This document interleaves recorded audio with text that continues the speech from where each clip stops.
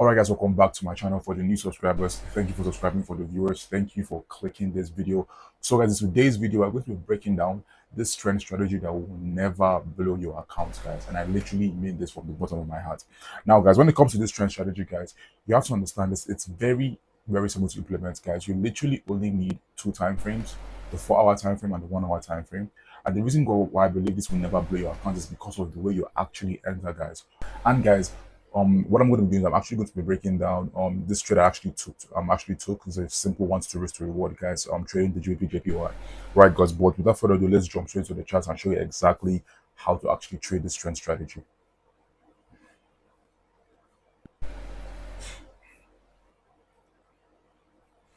Now, guys, for your information, I only trade the GBPJPY. Right. With that being said, guys, this is basically what I do in my charts, right? So basically, the first step is this: I go to the 4-hour time frame to mark my area of interest, right? So what I'm going to be explaining in today's video, right, is going to be this trade that happened right here. Boom. A very simple trade, guys. A very simple trade that happened right here for a simple 1 to risk to reward. That's the trade I'm going to be breaking down today. But basically, guys, the first thing I do, guys, is to go to the 4-hour time frame to mark my area of interest. So in this case here, guys, you can clearly see that price is reacting from this zone here, right? And then also price is also reacting from this zone here. You can see that price was actually consolidating before it then now broke out and things like that, right? So what I'm going to be doing is explaining exactly what I was seeing throughout the week. And I'm actually going to be explaining the move that happened literally from here all the way to here. But I'll be basically speedrun it, right? But guys, basically what happened is this, right? You're going to notice, right, that in the 4-hour time frame, it was clearly bullish.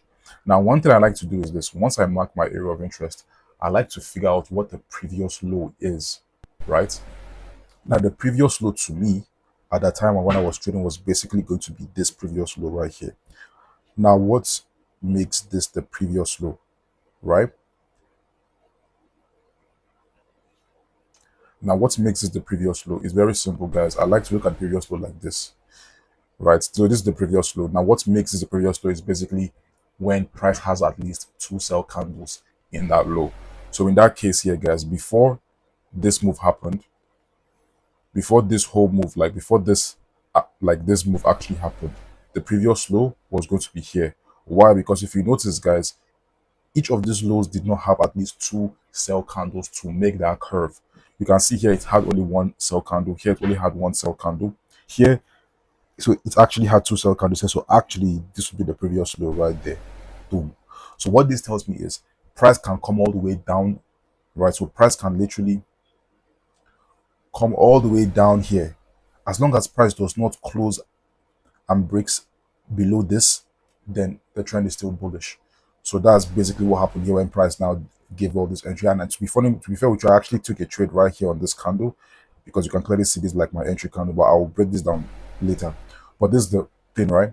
Now, with that being said, I go to the 1-hour time frame and I do the same thing basically, right? So in the 1-hour time frame, you're going to notice, right, that from here, price had this break of structure here.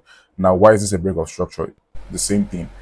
When it comes to a downtrend, right, the pivot point, right, and when I say the pivot point is basically this right here, the pivot point needs to have at least 2 buy candles, right? In a downtrend. In the uptrend, it needs to have at least 2 sell candles. So in this case here, you can clearly see, right, that price had at least 2 buy candles. So you can see it, this would be the previous high, right? So let's say price was right here, this would be the previous high. If price was right here, this would be the previous high. So you can see how you can literally follow price, and you can really see if you follow price, literally, guys, price respects this type of pivot point. You know what I mean? But the point is this, guys, you can see that price now made this huge low here.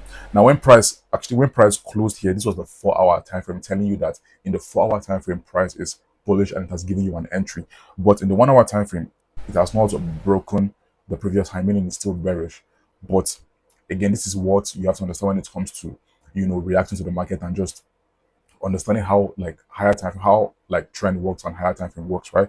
At the end of the day, guys, it's like this: the 4-hour time frame is basically reacting. So I take each time frame the same, right? In this case here, the 4-hour time frame gave me an early entry here.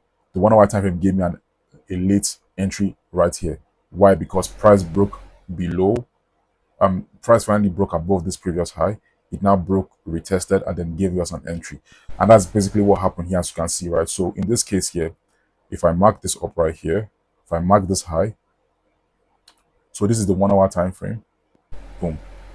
You can clearly see that the funny thing is actually, right, when price actually opened up, like when price actually opened up right here, what the fuck? Sorry.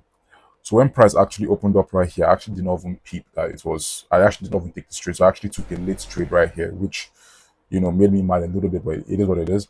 But the point is this, guys, you can see that price now broke and then retested.